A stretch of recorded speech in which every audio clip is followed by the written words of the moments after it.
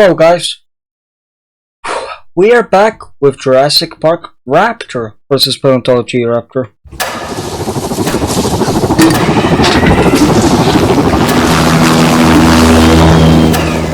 The Jurassic Park velociraptor has terrorized many over the years, thanks to it representing what some consider to be a nightmare. Cucie Center, and that's David's voice.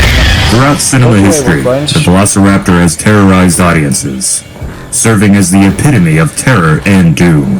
First appearing in the 1990 novel, and later in the 1993 film Jurassic Park, the velociraptors have gone from terrifying villain to heroic savior. The one thing about the raptors always remained true. They were likely one of the deadliest of all the dinosaurs in the series.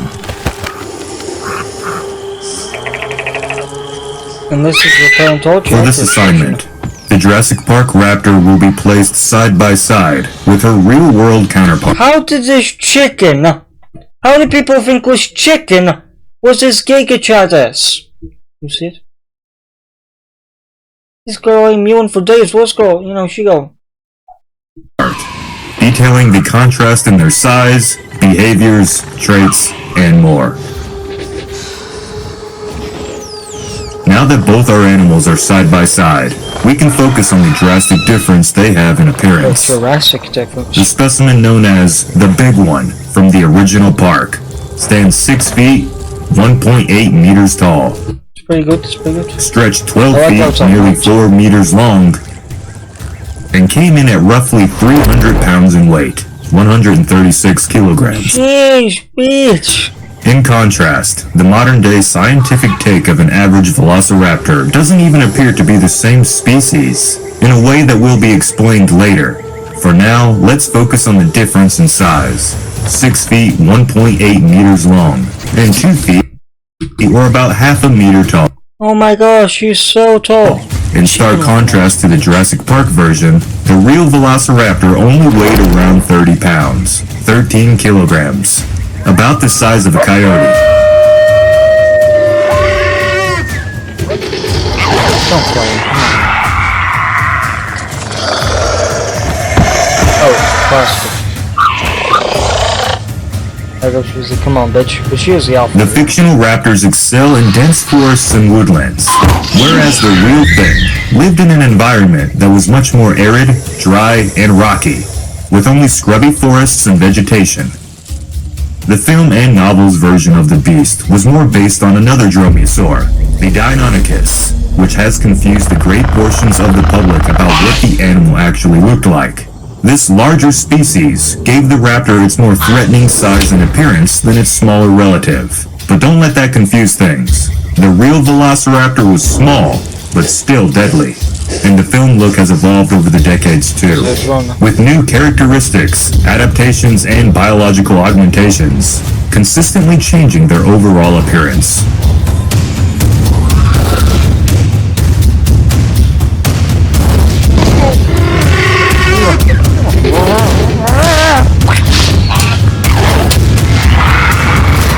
That's so cool to see here.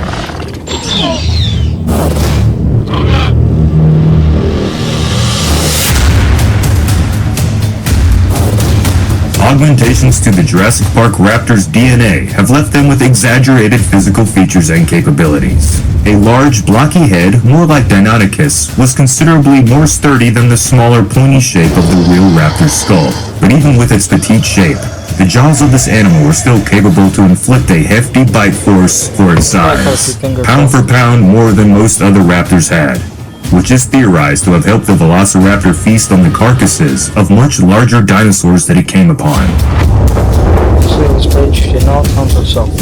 Augmentations have also led to its body being much more muscular and imposing than the real thing, allowing for some impressive physical feats. The Jurassic Park raptor can jump higher than a basketball hoop and can clear vast distances in single bounds.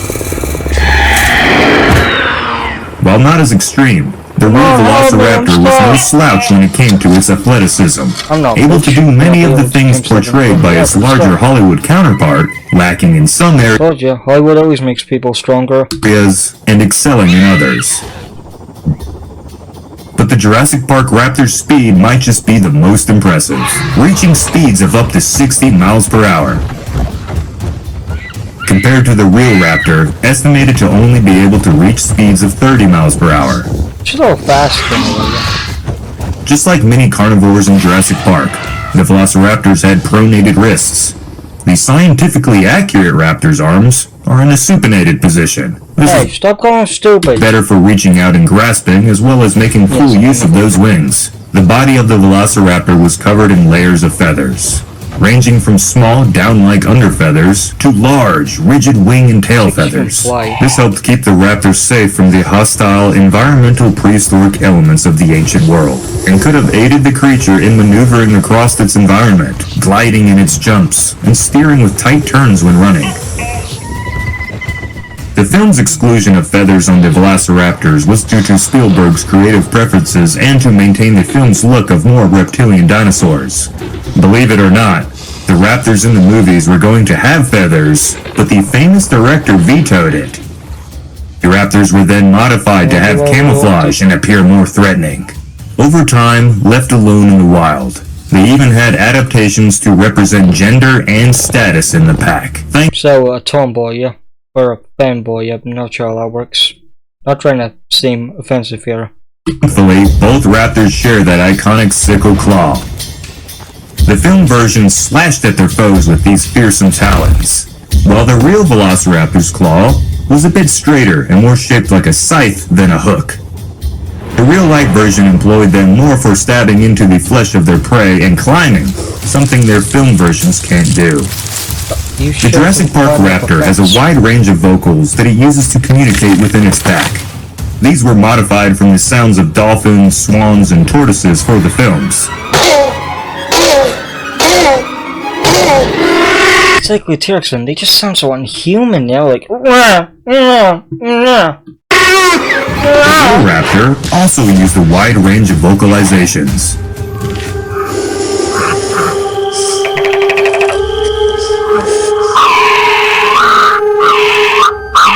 Although not nearly as thundering or loud, they likely didn't need to go beyond just socializing with mates, as there is little evidence to support that velociraptors ever hunted in large packs, unlike a larger species called the Utah raptor. The Utah raptor would absolutely fall to a GP raptor. Nah, I'm joking. They were able to fight T-Rexes, so there was a chance, but... It was capable of hearing a vast range of sound frequencies, allowing it to hear all sorts of prey, no matter where they were hiding, day or night. To help it see its prey, the real velociraptor had eyes that resembled, worked, and looked similar to those of modern birds of prey, like eagles, where its film counterpart had cat-like viper eyes, which was a design choice in favor of making them look more diabolical. In the films, design choice in favor of making them look more diabolical. For eyes, which was a design choice in favor of making them look more diabolical. In the films, the raptors use a dominant hierarchy that resembles the alpha system that a pack of wolves deploy for survival, when in reality, this was likely not the case. The real-life raptor likely only socialized with its immediate family members and mates, and might have possibly operated under a seniority system where the elders led the family, not the most dominant. And while both takes on the velociraptor were intelligent, although the real raptor may or may not have been... Look, I know Dangerfield is dangerous and all. I know that's what's called Dangerfield. But they've never shown people dying, so... Run to Dangerfield! Don't go to Goji Center. Setting traps or tricking humans anytime soon. It still had the cunning many modern predators have. Survival does make for the best teacher, and the real thing was every bit as cunning as modern predators. The intelligence of the Jurassic Park raptors are their greatest asset, and their ability to learn has made it possible for them to be trained by and interact with humans, although this relationship is volatile at best due to the creature's highly aggressive nature. The real raptor would more than likely choose to run away from most things larger than it, unless it was extremely desperate. Self-preservation is the name of survival, whereas the theatrical velociraptors are almost fearless to a fault, attacking larger predators. Their real-life version had much more success coexisting amongst giants, exploiting the kills of bigger carnivores with scavenging. Okay, come on. While the two raptors may appear the same, deep down they both share more similarities than meets the eye. Bonus facts. In the Jurassic films, the velociraptor is shown being unearthed on North American soil, when in fact the real velociraptor has only been found in Mongolia and northern China. In Jurassic Park, we hear the line, I find that really adorable how she let the smaller raptor kill him, almost like a mother with her daughter. I just find that really cute. It shows that the raptors, they have hearts, and maybe I'm a little too lethal. yeah, they are lethal at 6 months, and I do mean lethal. Turns out, the young juvenile real velociraptors were also quite deadly. Tooth wear was found in some specimens, suggesting at a young age that these animals were already hunting before the end of their first year of life.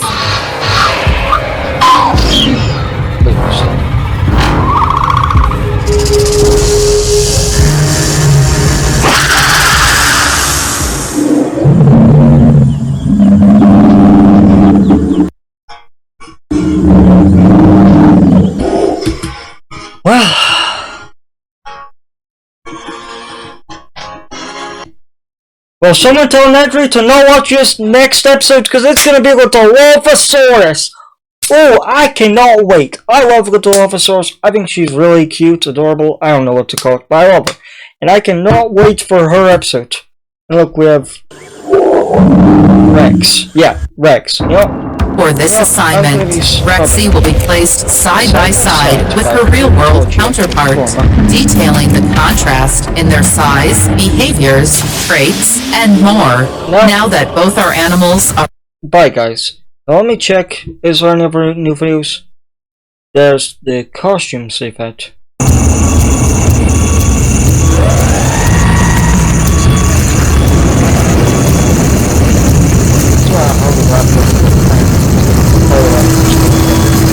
That's on what we're talking about. Basically, it's 2 months ago, so please check the community post if we've made any new updates. Please, bro, make more videos. You're a great... I love your YouTube channel. I can't wait for you to make more. Basically, all I want to say is thank you. Now, I've got to go. But someone tell Nedry to take his butter. Someone tell Nedry to take his butter finger and run to the hills, 'cause we go with the Dilophosaurus, baby.